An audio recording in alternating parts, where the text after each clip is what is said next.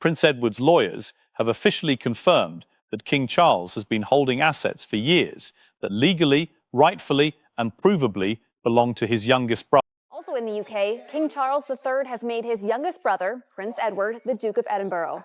The title was last held by their father, Prince Philip, from 1947 until his death in 2021. The British royal family has survived abdications, messy breakups, constant scandals, and even the devastating loss of Princess Diana. Most families would have crumbled under that kind of pressure, no question. They've pushed through constitutional chaos and ruthless tabloid attacks that would have torn apart almost any dynasty by now. But what's happening at this very moment, and what Prince Edward's legal team has quietly confirmed behind closed doors, might be the most explosive inheritance battle the modern royal family has ever faced. And the palace? They are not feeling this at all.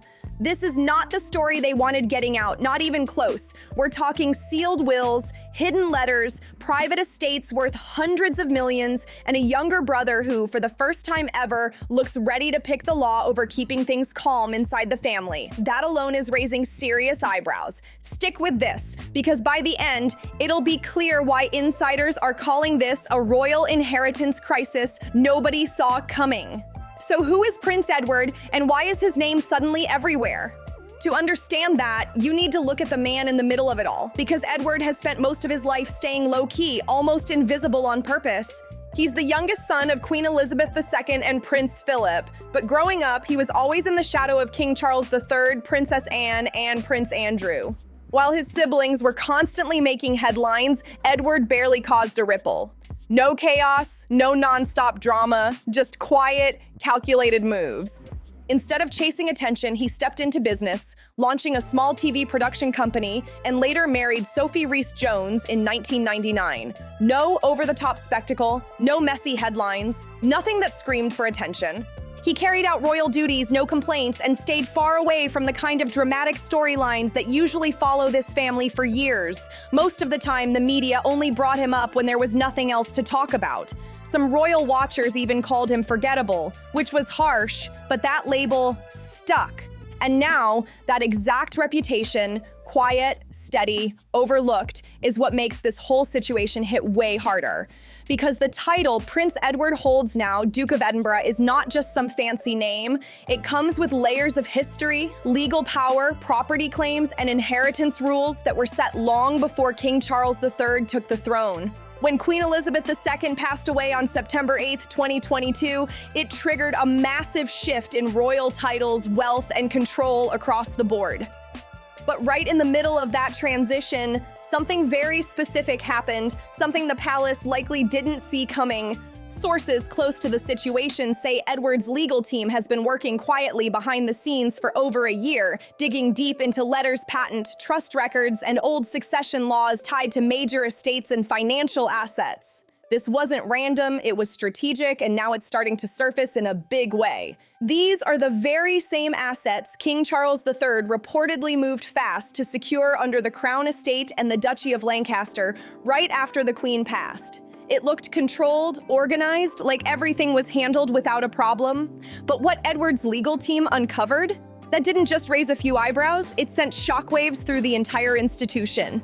To really understand why this is such a big deal, you have to look at the history behind the dukedom itself. This isn't just some ceremonial title. It's built on layers of legal meaning, not just tradition. And those details matter more than people realize. The Dukedom of Edinburgh has a long, complicated history in British law. It's been created, lost, and then brought back again multiple times over the centuries. The most recent version came in 1947, when King George VI gave the title to Philip Mountbatten right before his marriage to Princess Elizabeth. And this wasn't just symbolic, it came with carefully structured legal documents designed to hold real authority over time. When Prince Philip passed away in April 2021, the title didn't just transfer like a typical inheritance. Instead, it entered what's known as abeyance. Basically, a pause under royal custom. Titles connected to a monarch's spouse don't automatically pass down, they return to the crown, waiting for the next move. And that's exactly the decision Queen Elizabeth II stepped in to make. She held that title back with a clear, private plan to eventually pass it to her youngest son, Edward. This wasn't some hidden secret in royal circles either. People had been talking about it for years. It was never a question of if, only when. Then came the Platinum Jubilee in 2022, and she made it official.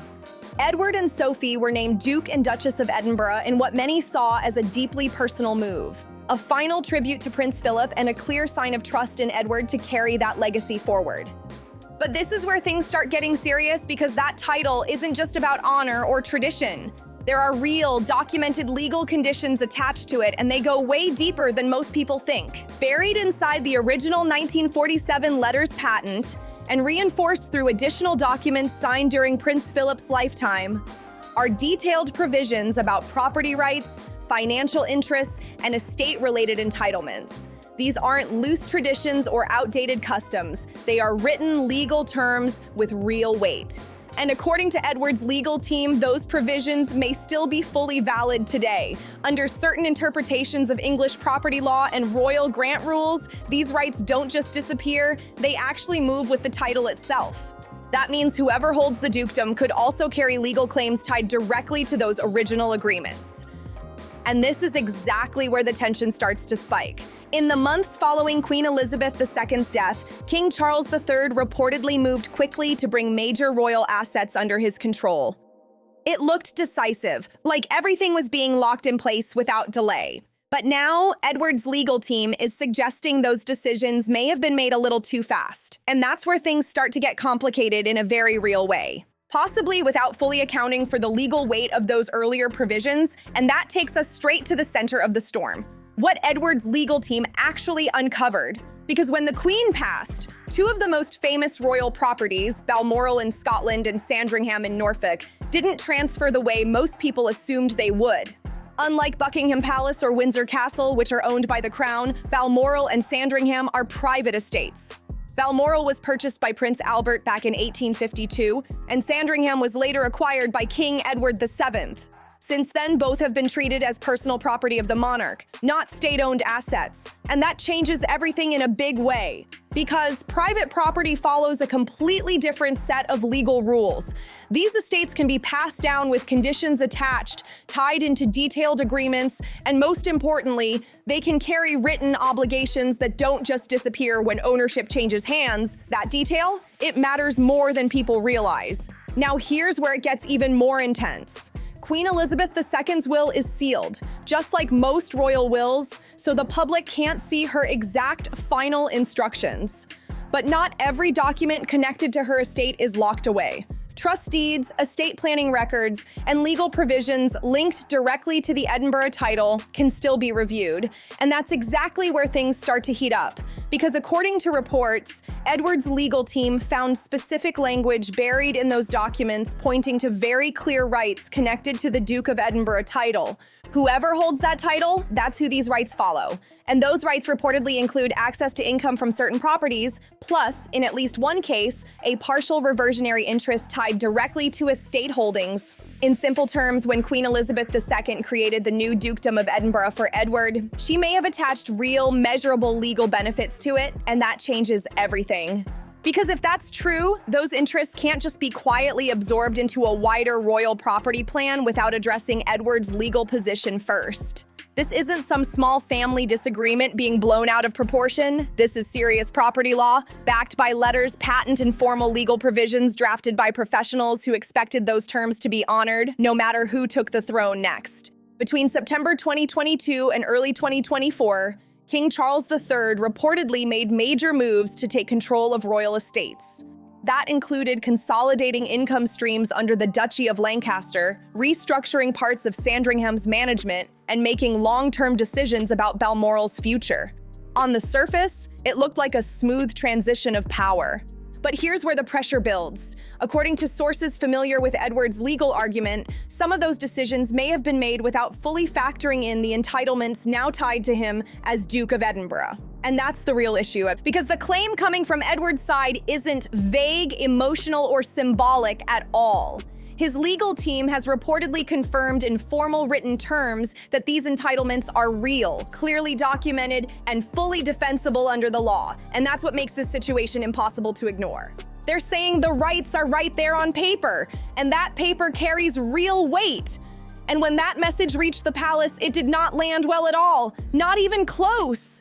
When a story like this starts circulating through royal and legal circles, the palace usually sticks to a very predictable playbook. First comes silence. Everything gets buried in dense legal language, tucked behind layers of complexity, and kept far enough from the public eye that most people lose interest before they can even figure out what's really going on. That strategy has helped the monarchy survive crisis after crisis before. No comment, no direct denial, no confirmation, just complete stillness, hoping the situation fades away on its own. And to be fair, a lot of the time that approach works. But this time, the story hasn't gone anywhere. It's still alive, still moving, and that alone says a lot more than any official statement ever could. Then comes the second step, quiet negotiations. Reports suggest there have been back-channel discussions going on for months between representatives of King Charles III and Prince Edward, and these are not casual conversations over tea. These are tightly controlled, lawyer-heavy talks focused on entitlements, estate values, and the legal strength of documents written years ago that may still fully apply today. And then there's the part that's really raising eyebrows. The palace has reportedly launched its own urgent legal review behind closed doors, handled quietly, carefully, and with serious attention. And that matters more than people think. Because institutions don't suddenly start double-checking legal foundations unless something has them concerned. And that's exactly why this situation is getting so much attention right now. They do that when something unexpected and potentially messy lands right in front of them. They do that when they realize the ground beneath them might not be as stable as they thought. Just look at the timeline. Edward received the Dukedom of Edinburgh from his mother in 2022. Only months later, the Queen passed away, and Charles stepped in as king. In the period that followed, Charles made major decisions about royal property and estate control. Moves that, looking back now, may have happened before every legal angle tied to Edward's title was fully examined. Then, sometime in late 2023 or early 2024, Edward's legal team reportedly wrapped up a deep review. Their findings were formally delivered to the relevant parties, and the reaction, by all indications, it was cold. Royal watchers have started noticing a subtle but very real shift between King Charles and Prince Edward. Fewer relaxed moments, fewer public displays of that easy brotherly connection people were used to seeing. The vibe has changed, and it's hard to ignore. Edward and Sophie are still carrying out their duties the same way they always have, calm, steady, and professional. But the overall atmosphere around the family, it feels different now. Colder, more cautious, and definitely more tense. And maybe the biggest signal of all is what the palace communications machine hasn't done. Because normally, when a sensitive royal story starts gaining attention, palace aides move fast. They brief journalists, shape the narrative, soften headlines, and try to get ahead of the story before it spirals. And I know the captains have enjoyed themselves. I only hope that you've enjoyed yourselves. Have you?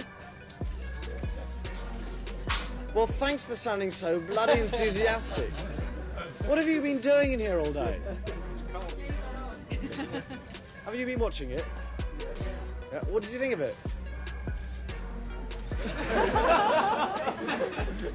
But this time, that usual response feels noticeably quieter, and that silence is making people pay even closer attention. But on this issue, the response has been noticeably restrained, almost too restrained.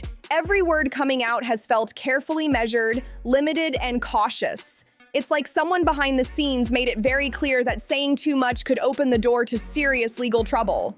And that's not how an institution behaves when it feels completely secure. That's how it acts when there's a real risk, when there's actually something major on the line. Which brings up the question the palace probably wishes nobody would ask. What exactly does Edward stand to inherit now? Because the stakes here are impossible to ignore. This isn't just royal drama for headlines. This is about real land, real income, and very serious money. Let's break it down, because the scale of this situation is what makes it so intense. The Sandringham estate alone covers around 20,000 acres in Norfolk, and it's not just a residence. It includes farmland, managed forests, rental properties, and commercial land that generates steady income from agriculture, tourism, and leasing. Estimates put its value anywhere between £50 million and £200 million, depending on how it's assessed.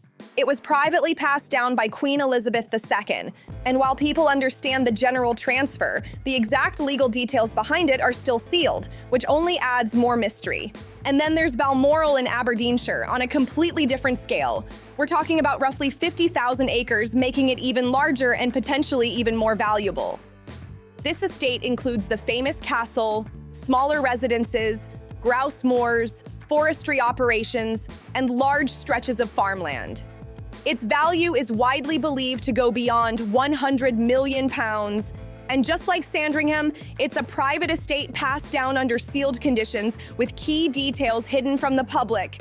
But the land itself is only part of the story.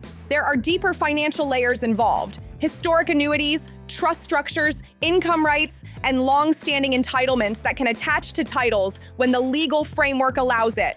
And the Dukedom of Edinburgh, with its unique legal history and the very deliberate way it was recreated for Edward, is exactly the kind of title where those provisions can still hold serious legal force. We're not talking about small amounts here, not minor payments or symbolic perks. This could involve entitlements worth tens of millions of pounds, real financial influence backed by formal legal documents. And from what's being suggested, King Charles III may have made decisions assuming all of this sat fully under his control as monarch. But Edward's legal team is pushing back hard on that idea. They're saying that assumption doesn't actually stand up when you look closely at the legal details. Now, it's important to be clear about one thing. Edward is not challenging the throne, and he's not questioning Charles's role as king. He's not trying to change the line of succession or spark that kind of high-level conflict. This is something very different, and that distinction matters more than ever right now. What his lawyers are arguing is far more precise and far more grounded in actual law. They claim that specific provisions tied to the Dukedom of Edinburgh, as granted by Queen Elizabeth II, give Edward clear, enforceable legal rights. Rights that can't just be brushed aside by royal authority or internal decisions, no matter how powerful the person making those calls may be. In legal terms, this all comes down to one key question. Do these provisions count as binding charges or encumbrances, meaning legal obligations that stay attached to property or income streams even when control or ownership changes hands? Because if they do, those obligations don't disappear. And yes, that could even apply at the highest level. This isn't frustration dressed up to look official. This is a carefully built, evidence-backed legal position put together by lawyers who have gone through decades of documents line by line. And the palace's quiet, cautious response? It suggests they understand exactly how serious this situation could become. But this goes beyond just a disagreement inside one family. It touches something much bigger. We're living in a time where powerful institutions are being pushed toward more transparency and accountability than ever before. And the monarchy, for most of its history, has relied on tradition, tightly controlled information, and public trust to keep internal matters out of the spotlight. That system worked for a long time, but now things are shifting, and not in a small way. The Harry and Meghan era cracked the door wide open to a whole new level of public scrutiny. Not just because of what was said, but because people stopped blindly assuming everything inside the palace is handled perfectly or even fairly. That old idea that royal matters stay private, unquestioned, and above judgment just doesn't hold the same power anymore. And now into that exact environment steps Prince Edward's legal team. Not with interviews, not with emotional statements, but with documents, with letters patent, and with tightly structured legal arguments built on property law. And the message behind those arguments, it's powerful. The monarchy does not stand above the law. Even a king is bound by legal documents, no matter how historic or respected the institution may be. Because even something as established as the British monarchy can't simply absorb assets or rights that legally belong to someone else, not without consequences. And that's exactly why legal experts are paying such close attention to this situation. The implications go far beyond Edward himself. This raises serious questions about how royal property is managed, how these legal frameworks are upheld, and whether the entire system is actually strong enough to meet modern legal standards. Because if Edward's legal team is right, then this isn't just about one disputed entitlement. It suggests the system itself may not be as solid as people have always believed, and that's a much bigger issue. So what happens next? There are a few possible paths this could take, and every single one comes with serious weight. The first, and probably the most likely, is a quiet settlement. Everything gets handled behind closed doors. Edward's legal claims are recognized in some form. Adjustments are made, and a new arrangement is quietly put into place. That could mean changes to income, shifts in estate management, or formal acknowledgement of certain rights tied to his title. And the public? They would hear almost nothing specific. Instead, you'd see polished statements about unity, duty, and loyalty to the crown. Smiles would return, appearances would continue, and everything would look perfectly fine on the surface. This is the monarchy's preferred approach. Keep it private, control the narrative, and move forward without letting anyone see the cracks underneath. It's a strategy that's worked time and time again. But even if it plays out this way, the outcome still says a lot, because reaching a settlement would signal that Edward's legal position was strong enough that it couldn't just be dismissed. It would also suggest that some of the original decisions made by King Charles may not have fully accounted for every legal detail, and that even at the highest level, mistakes can happen. Now, the second path? That's where things get explosive. If private negotiations break down, if neither side is willing to step back, and if the financial stakes are simply too big to ignore, this could escalate into a formal legal dispute, and that would change everything. Royal family members have gone to court before, but a case like this, centered on property law, legal entitlements, and historic royal documents, would be on a completely different level. If this all ends quietly, it still leaves a mark. Because it means changes were made, something had to be acknowledged, even if the public never gets the full story. And inside an institution like this, those kinds of shifts don't just disappear without impact. But if this situation escalates, the consequences could be even bigger, not just for the people directly involved, but for how the monarchy itself is seen moving forward. Questions would get louder, scrutiny would grow, and that old belief that royal matters stay sealed and untouched would take another serious hit. And maybe the most important part of all this is what it reveals about Prince Edward. For years, he's been seen as the quiet one, the steady figure who stayed out of the spotlight and avoided the drama. But now, without changing who he is, he's done something way more powerful than chasing headlines. He's taken a position that forces the entire system to respond. No noise, no public speeches, just facts, documents, and a legal argument that can't be ignored. And that's exactly why this moment feels so different. Because in the end, this isn't just about land, money, or titles. It's about what happens when long-standing tradition runs straight into firm legal boundaries. And those boundaries, they don't just bend. The royal family may prefer silence. They may try to keep control. But this situation shows that even the most controlled institution can be challenged when the paperwork says something else. And now, whether this gets resolved quietly or not, the message is already out and it's not going anywhere anytime soon. If you made it this far, drop a comment with your thoughts, hit like, subscribe for more breakdowns like this, and share this with someone who needs to see it.